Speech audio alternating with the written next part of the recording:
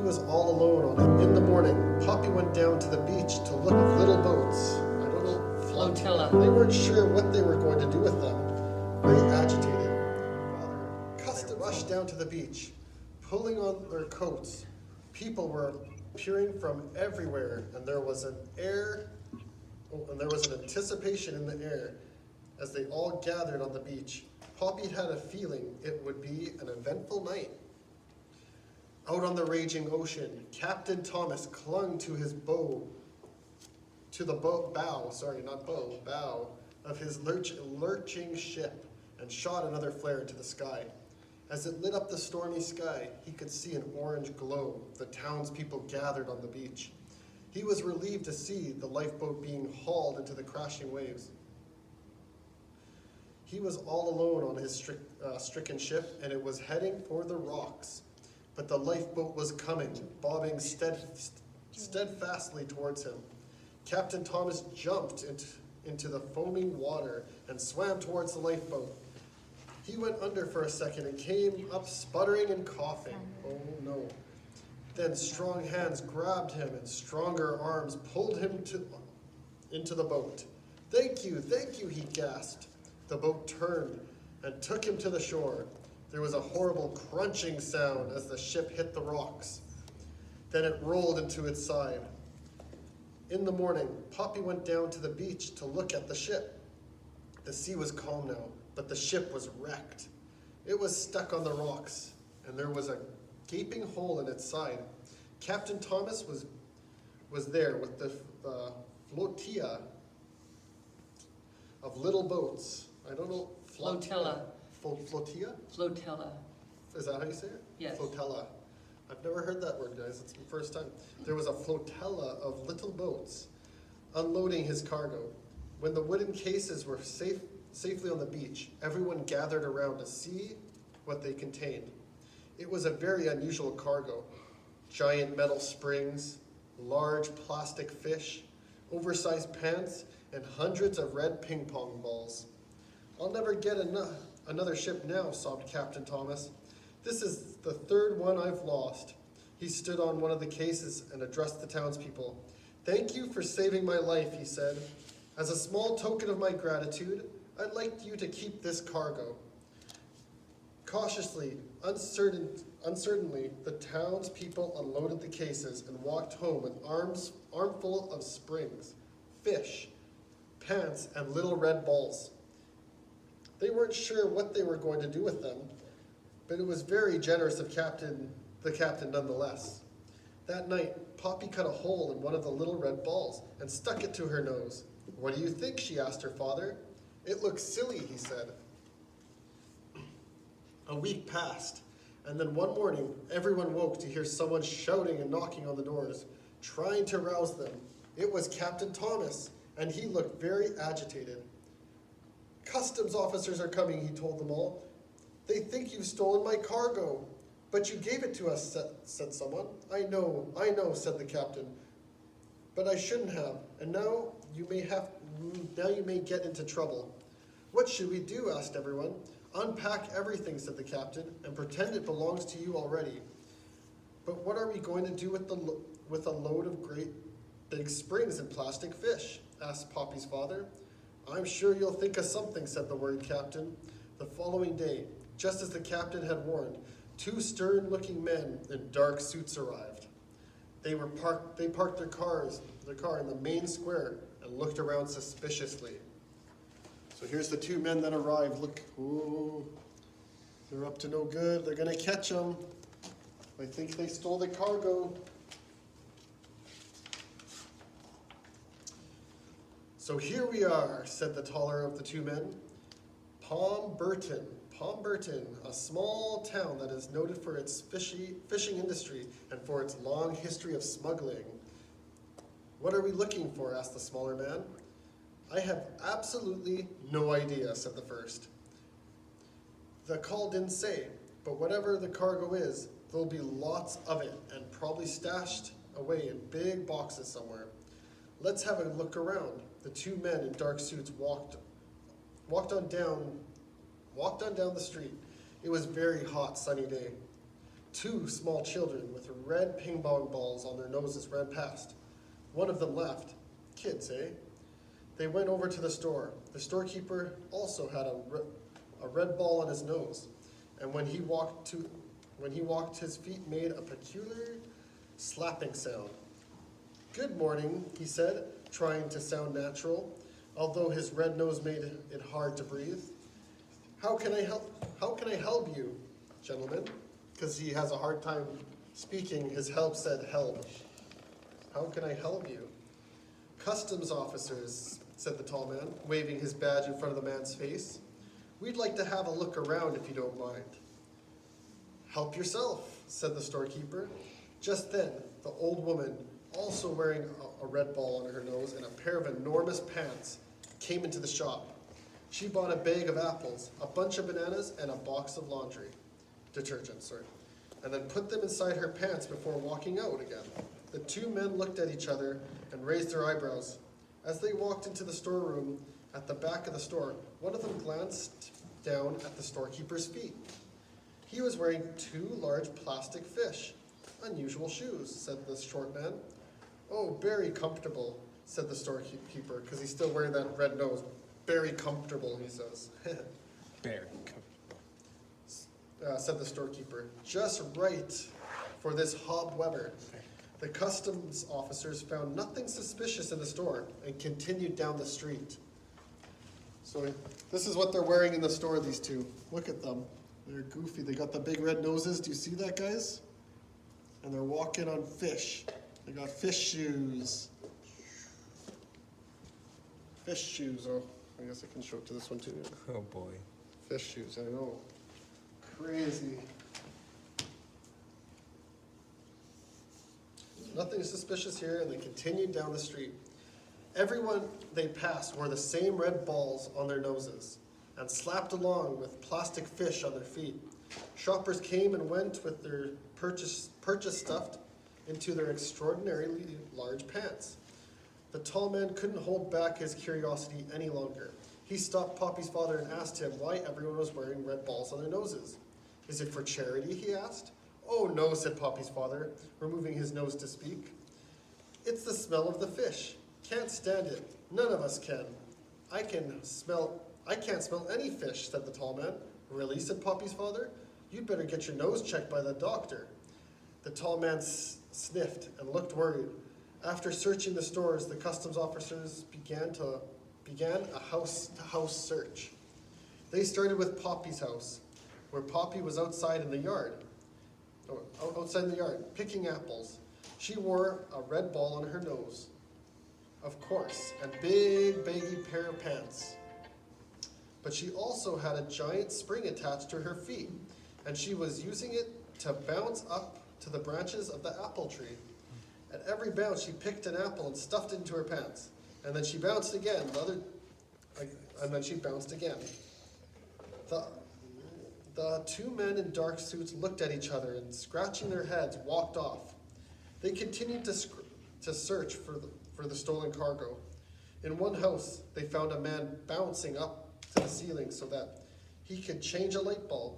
Outside, a woman was cleaning her windows the same way, wiping a patch as she reached the top of her bounce, then dipping her cloth into the bucket on the ground before bouncing up again. So here they are, they're bouncing up, guys. Oh man. What a crazy town. They're really doing a good job hiding everything, eh? They're not going to get cut by those customs officers, that's for sure.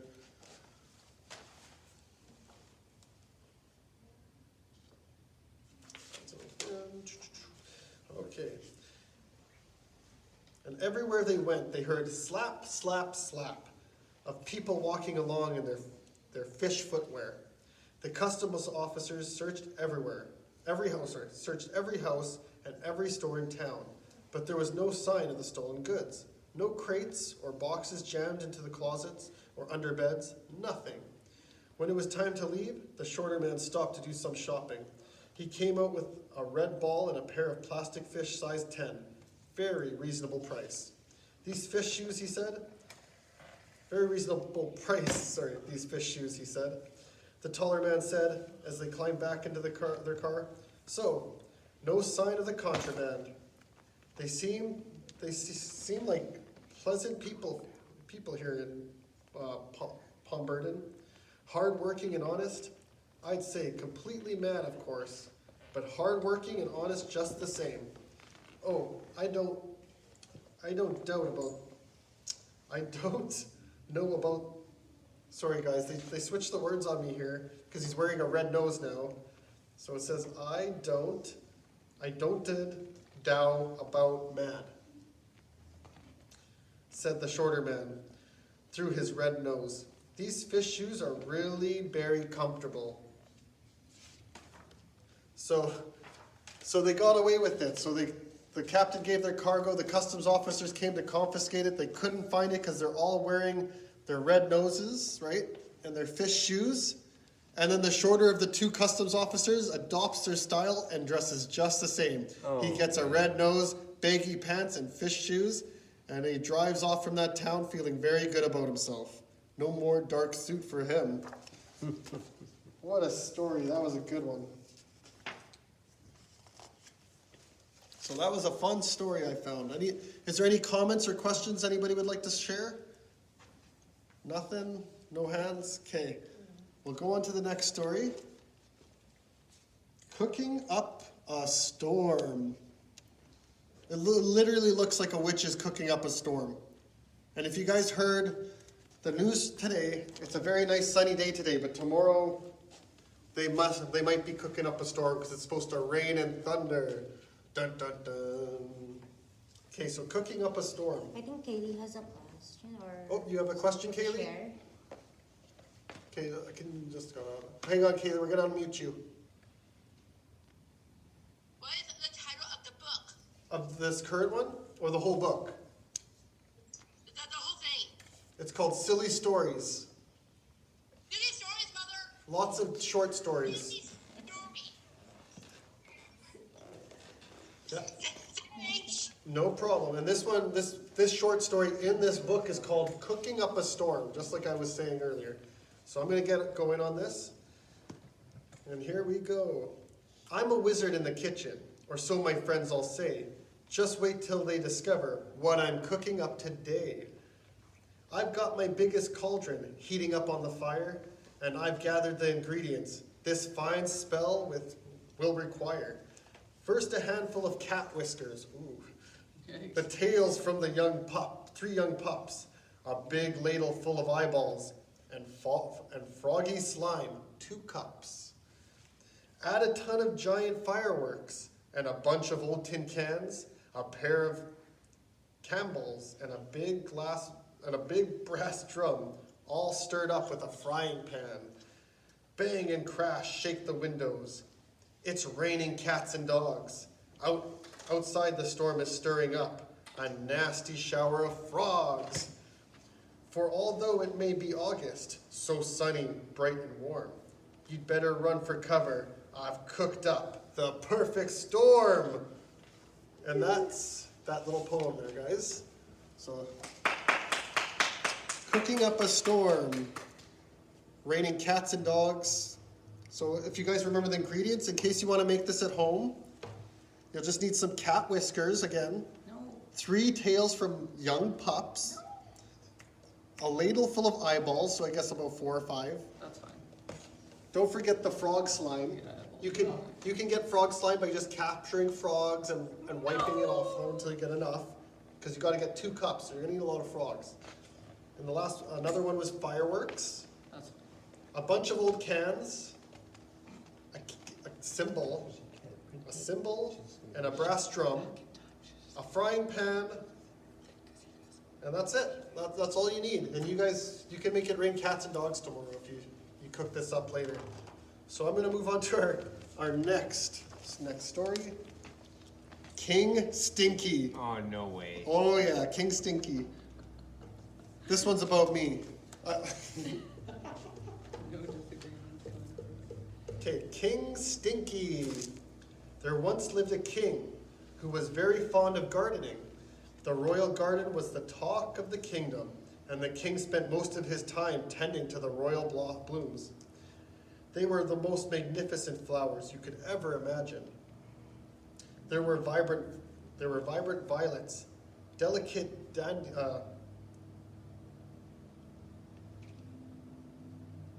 delphiniums? Delphiniums. How do you say it? Delphiniums. Delphiniums. Thank you, Karen. Marvelous marigolds and even lovely red ruby roses. The king could grow just about anything. And everyone said he had a green thumb. But this was largely due to the fact that he never washed his hands. Oh my goodness, you can't dig in a garden and wash your hands. The king never took a bath either. The royal tub was full of flower pots and manure. But since the king lived all by himself, this did not really matter. The king was a handsome king, a charming king, a wise and talented king, a king with his own castle, his own teeth, and his own hair. In fact, he had everything a king could wish for. Almost. He did not have a queen, a royal companion who could help him rule the kingdom and spend a royal fortune. His courtiers said he was just unlucky and hadn't met the right princess yet. But no one dared tell him the truth, that he smelled absolutely terrible. One day, the king was in his garden, tending his beloved blooms, when he was suddenly overwhelmed by the feeling of loneliness and despair. His garden was much too big and much too beautiful to be enjoyed alone. So at that very moment, right after he'd watered his sweet peas, he decided that he would go find himself a queen. That very afternoon, the king took the royal rose pruners and snipped until he had a basket full of had the basket filled to the brim with glorious red ruby roses. He then ordered a single red rose to be sent to every eligible princess in the kingdom. Each magnificent rose was to be accompanied by a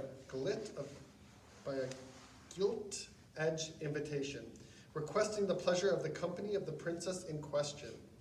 The roses and the invitations were duly dispatched, and the king went to his plotting shed to wait. So he's plotting. But alas, although the rich velvety petals and sweet scent of the roses enticed each princess to make the journey to the king's castle, so every princess he sent a rose to, the rose must have been very nice, they came to his castle. Whoa. None was able to travel further than the front gate. So appalling was the smell that wafted towards their delicate regal nostrils. The king was about to give up hope of ever finding a queen when one day a small, neatly wrapped package arrived with a royal breakfast tray. Okay. Inside was a tiny bottle of vibrant orange liquid and a short handwritten note which read, "Her Royal Highness regrets that she is unable to accept your invitation, but thanks you for the delightful rose, which did initially have a few aphids. Her Royal Highness has therefore taken the liberty of enclosing an excellent preparation which should combat this." Okay. The king was intrigued. The very next day, he ordered that a dozen royal red roses, minus the aphids, of course. Aphids are bugs, guys, by the way, just in case you don't know. Be dispatched directly to the princess with another invitation, asking if she would join him for an afternoon tea on Tuesday at 4 o'clock. The next morning, the king received a large, neatly wrapped package containing a splendid cabbage and a short handwritten note which read, oh my gosh, I think I know the ending of the story. Sorry, guys. Her Royal Highness thanks you most sincerely for the generous bouquet and trusts that you will accept this cabbage as a token of her appreciation. Sadly, she is unable to accept your offer of tea. So there is the king with the cabbage she sent back in his stinky royal bed.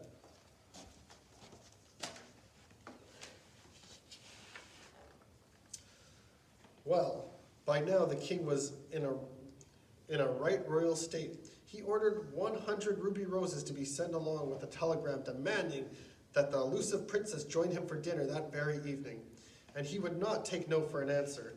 Later that day, a short-handed written note arrived explaining that the princess was a little busy right now, but hoped that the king would enjoy the enclosed zucchini for his dinner.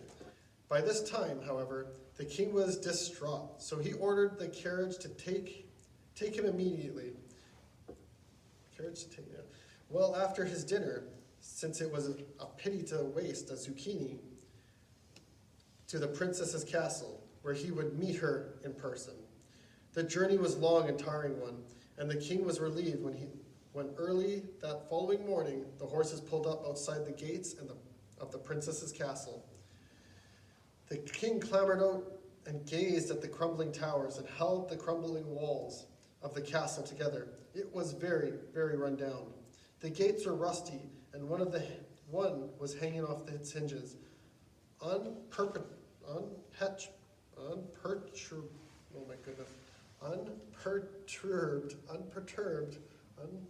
sorry guys. The king walked up the uneven, muddy driveway and knocked at the rotten front door of the castle. There was no reply, so he knocked again. He would have knocked a third time, but the knocker came off his hand. So he decided to try the back entrance instead. He went through the rickety wooden doorset in an ancient moss-covered walls, and found himself in the most fantastic vegetable garden he had ever seen. There were squashes bigger than carriages, big fat pea pods ready to burst, cabbages, cauliflowers, lettuces, all growing perfectly straight lines and in such abundance, it took your breath away. At that far end of the garden, he saw a figure effortlessly pulling a bunch of enormously juicy carrots and throwing them into the basket by her side. She was tall and very strong. Her hair was the color of the carrots and hung in unruly curls. Around her mud-streaked face, her patched trousers were held up with a string. She paused to wipe her nose on her sleeve, and it was love at first sight. The king gave her a little cough to attract her attention. The vision of loveliness looked up, and the king walked steadily over to her. Not noticing that she didn't smell particularly nice, he bowed politely and kissed her grimy hand. The princess blushed the color of the wonderful beets that were sitting in her basket. "I'm so glad you came," she said, offering him a radish. "It's been so lonely since the staff left." You are very beautiful," the king told her. And he meant it. The princess smiled a shy smile. "So you're just being nice," she said. "I'm afraid I've been so wrapped up in the garden that I've neglected myself." "Nonsense," said the king. "You are by far the prettiest flower in your garden." "You are very kind," said the princess, who was much too polite to point out that she only grew vegetables. The king then knelt in the slimy green mud to propose. Princess Composta. Sorry. Her name is Princess Composta. Like compost, sorry. For that was her name, accepted without hesitation. "We must be married at once," announced the king, and so they were. Well, after he'd helped her dig up her potatoes, and they both lived smellily ever after. So that was a cute story, eh? So he found somebody just as stinky as him, loved a garden just like him, because that king sounded like he was pretty down to earth, eh? Didn't sound like a bad guy at all. So that's a very nice love story in my opinion. Silly, but it was fun. Okay, so that's all our stories today, guys. I hope you enjoyed them and had fun. Does anybody have any questions? Or Derek? Well, I'll mute you, Derek, and you can ask your question. You should be able to go. Derek, you need to unmute yourself there. You have to. You need to mute yourself as well, Sean, because it's like going on the whole side. Okay, is that Derek? Okay, we can hear you, Derek. What's your question? Oh, it was just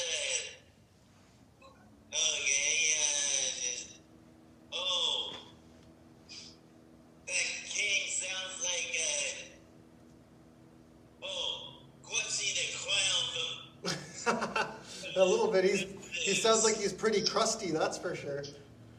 A lot of dirt on his hands. My bird!